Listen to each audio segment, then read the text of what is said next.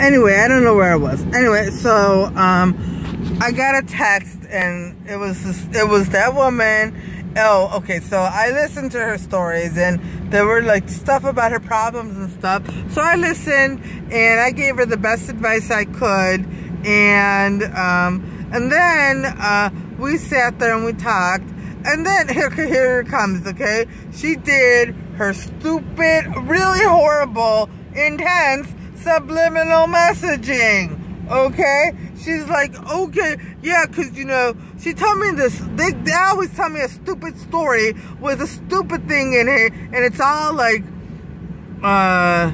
things, people around me that are there, spells and curses that they put on me, and then there's stupid stories and images, whatever. Okay, so she tells me a stupid story, and it's like, you know, my mom, they go into a long roundabout story just to get to the stupid part. Anyways, it was her mom made her hang out with her sister, and she went into a long story about that, and she's like, yeah, when my sister started dating her husband, I was 10, and then, just to be funny, he kissed me on the lips. I'm like, get out of here! I said, that's not funny, okay? I don't think that's funny.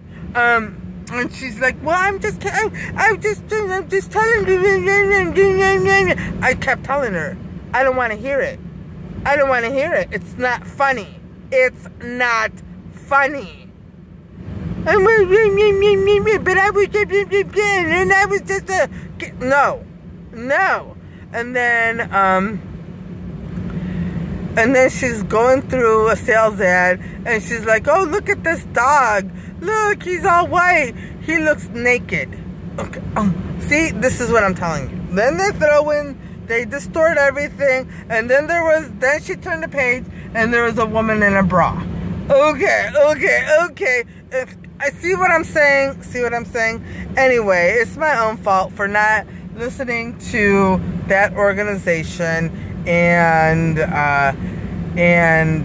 staying away from people and public places right now. You know, I just need to stay away from people, stay away from public places. You know, I have, yes, 2 days ago I reached the point, and you know, it is, everything is teetering right now. Like, everything is coming back to me in little flashes of what I'm really supposed to be. Little flashes are happening, and 2 days ago, I mean, I never felt better and happier in my life than I did 2 days ago. You know, when I felt everything, just all the burdens, all the baggage, everything was gone. It was just freedom.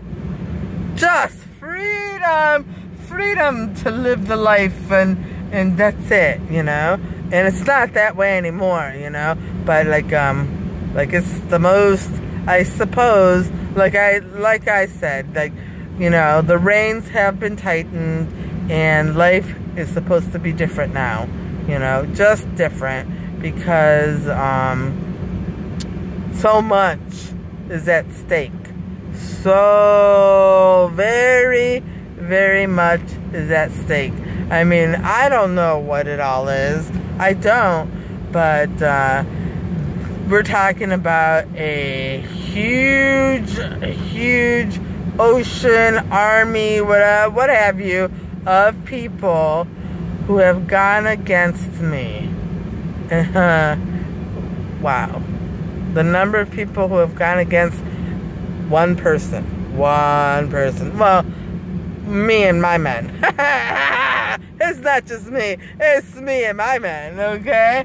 So the number of people who have gone against us, you know, so, but like, they have been trying so hard, and okay, so like, I finally, like, I was there. Ooh, I cannot tell you how wonderful it felt 2 days ago. Wowee, like, everything is like little flashes here and there of all the other stuff, you know, flashes, you know. So I don't know. I guess they're getting really desperate. And this woman, for whatever reason, I don't know, she felt the need to do that, you know. I feel sorry for her. I really do. Because I think she was telling me a sincere story of her problems, you know. That her problems, the story that she told me, like I told you before, that other woman, she would start the conversations with her problems, you know, and I would like give her solid advice, you know, whatever I could think of. Not that it's the best advice, but solid things that I thought were solid. And then she would, you know, subliminally or whatever, spiritually or whatever, attack me, you know, because, you know, I guess these witches, they just don't know how to be kind. I don't know. I don't know. I mean, they're attacking each other. They're doing stuff to each other too and stuff like that. So, whatever. It's very sad. And, you know, I really have come up with plans in order to help them. But I don't know what happened to those plans and why they weren't implemented. You know, I really don't. I don't know. All I know is that, like, when I came up with the plan for myself, I also came up with plans for members of the Evil Coalition. And it wasn't, I mean, and I thought they were being carried out. I really did, honest to goodness, think that my men were carrying out the plans I came up with for the Evil Coalition. I really did. But it wasn't until months and months and months later that I started to realize these people haven't changed a bit. Not one of them has changed even slightly. There hasn't been any change. And then that's when I realized, well, hey, wait a minute.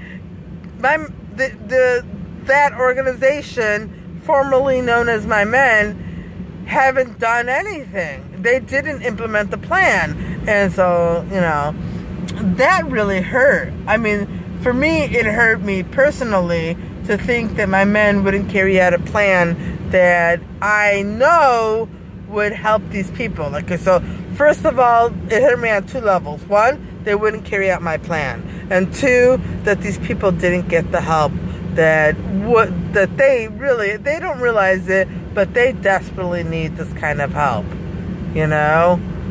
Whatever they think is going to happen, I mean, I'm sure the devil has them so fooled, and they think, you know, that they're not going to go to hell, and that when they die, and they're going to have whatever, special privileges, or they're going to get out of this or get out of that. I mean, the devil has lied to them. And not only that, but their time on earth, you know, is spent, okay, on the one hand, hurting a ton of other people, and on this other hand, being hurt by a ton of people, you know? So, like, they're putting it out there, but they're also getting it back, you know? So, I don't know. I just, the whole situation and the way they live their life, and not only that, but to think that they are the ones that have set up everything to create the New World Order. It's very, I mean, I just, you know, I don't know.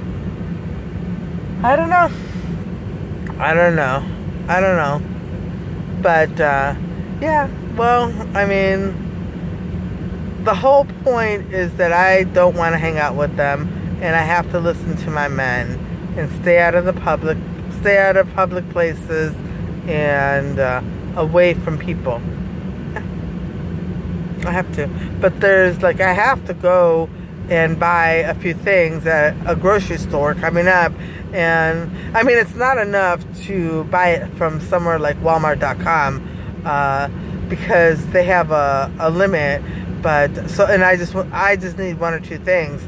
But, you know, I'm going to be out in public and, you know, whatever, exposed to their stupidity and all their subliminal messaging. And here, look at this, and here, look at that, and here, when you look at this, we're going to put a spell on you so you think this, and this is their stupidity. And really, how does anyone have a chance against this kind of stuff, you know, if they are not prepared to deal with it, you know? So there's gonna have to be a lot of work done in that area to protect innocent people, you know, to protect innocent people, you know, seriously, to protect innocent people, because, you know, they don't care. They'll do whatever to get people on board, and they'll trick them, and they'll use magic, and they don't fight fair, you know. They'll do whatever they can get to carry out whatever plans they want to carry out. So whatever. Anyways, but that's them. And but yeah, I wouldn't worry too much about it though, because, you know, from what I'm getting, the intellect that Jesus gave me is it's kind of big, you know, and I guess, you know, he gave it to me to try to figure out ways to counteract everything that these people have done, you know. So you know, and I just, you know, I really, you know, I'm not the one, it's not me who is going to save the world. I'm not. I can only think of what Jesus gives me, you know, and I'm not trying to save the world. All I'm trying to do is help people avoid the pitfalls of what these people are doing and maybe defeat them, you know. The rest of the world, like, there's so many issues in this world that that need attention, and, you know, I don't know. I don't even know, like, I really don't even have the first clue how to even begin defeating these people. I don't. I mean, I came up with plans to help them move away from the devil, but, like, what happened to those plans? I don't know. Maybe I was wrong. Maybe those plans just, you know, just wouldn't work at all. I don't know. It seems to me like it's a very big and complex issue, and I don't know. But I have faith that with Jesus, you know, my men and I can come up with some plans and hopefully, you know, at least help the world avoid the New World Order.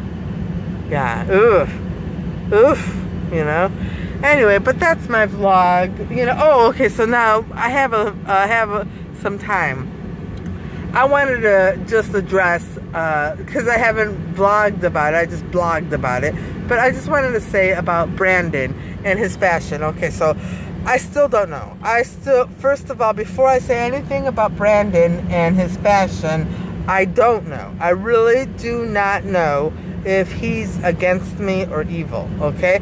I'm just going on the assumption that he's not, and that he's on my side, and that if he is on my side, that he does want to accept the offer to create uniforms for the students of my schools, and then have a boutique there to sell to young adults, okay?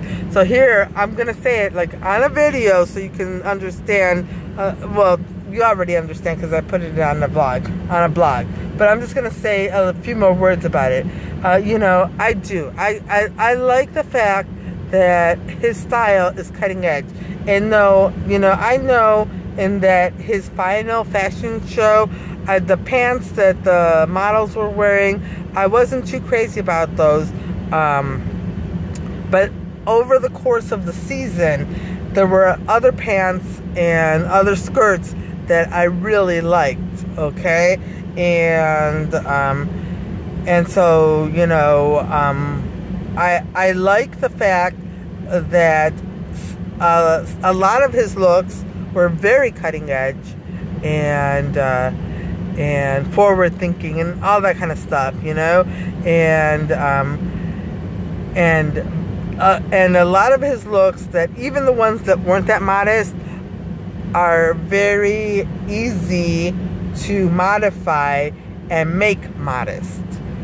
And I really think that, the students need a way to be comfortable, but a way to be comfortable that is a uniform, So they'll have a uniform, and they'll have a few uniforms that he creates, so the students can have a selection, a selection of clothing that Brandon creates, and it's all cutting edge, it's all comfortable, designed to be comfortable, and like gets them in the mindset. I really believe that if they're dressed for it, then they will be in the mindset for the kind of cutting edge education that the schools in my city will offer. Like really top of the line, cutting edge education, top of the line. And so that's part of it, okay? And then the other reason, so that's that. We'll have a few outfits, okay? And the students, there'll be outfits, okay? But the students will be free to mix and match the pieces and create different looks from all the same pieces. Everyone is going to have all the same pieces. And then there will also be probably two business-like uniforms on days where students really just have to be business-like, okay? And we probably are just going to go with standard uniforms for that, like what is available in today's market, for the two standard uniforms. So then, and those are for days that students have to be business-like. So then, we also will probably have a way so that each and every student has every single uniform,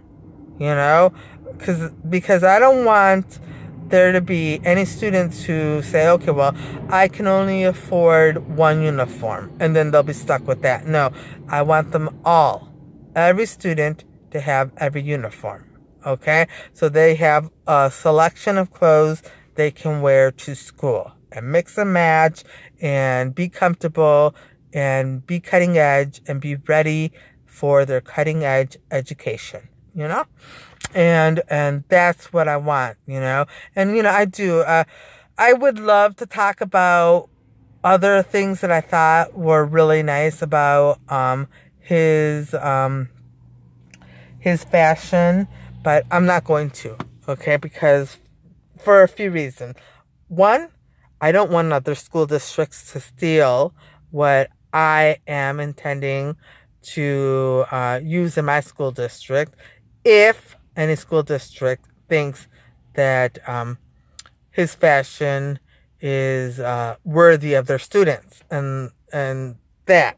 Okay. Two, I have to review all of his fashion looks to ensure I really understand what everything looks like.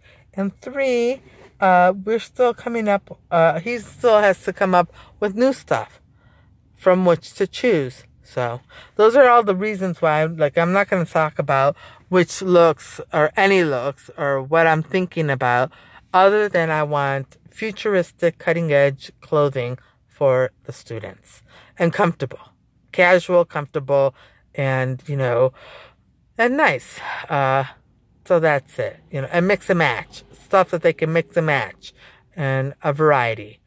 So that's all I'm saying, and we'll probably be able to come up with something, some type of program for the students, for the parents of the city, to ensure that every student is able to have every look, every single outfit that is going to be available as part of the uniform. In fact, I don't know how I'm going to do it, but I'm going to make sure that happens.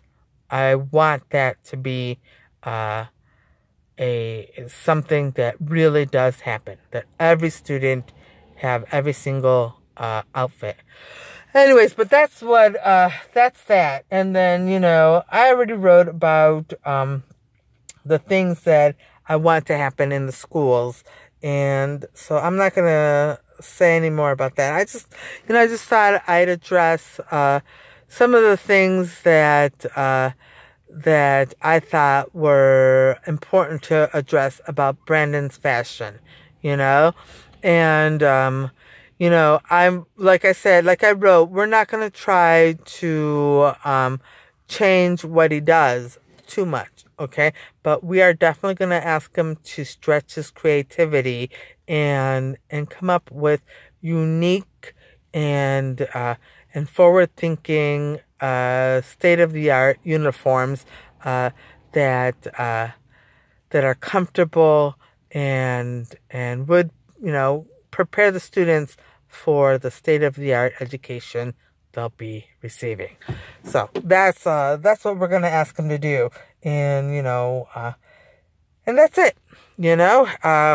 For high school students and for any student, we're not gonna use any of the straps that he likes to put on his clothing or any of the loops, because they're kids, and kids will grab each other's straps or do something to the loops or something like that, so no loops and no straps, not on the uniforms at least, and extremely modest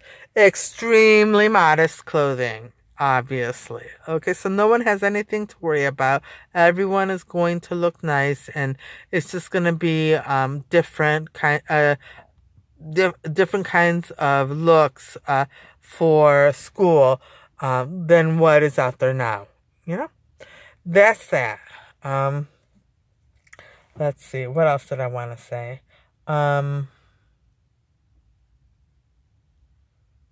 I don't know. I mean, I really, I purposely did not vlog 2 days ago when I was feeling super duper great, because I just didn't want to say, okay, it is gonna happen for sure, because I was on cloud 9 and I was so happy, and I was like, oh gosh, this feels so good and I know it's gonna happen.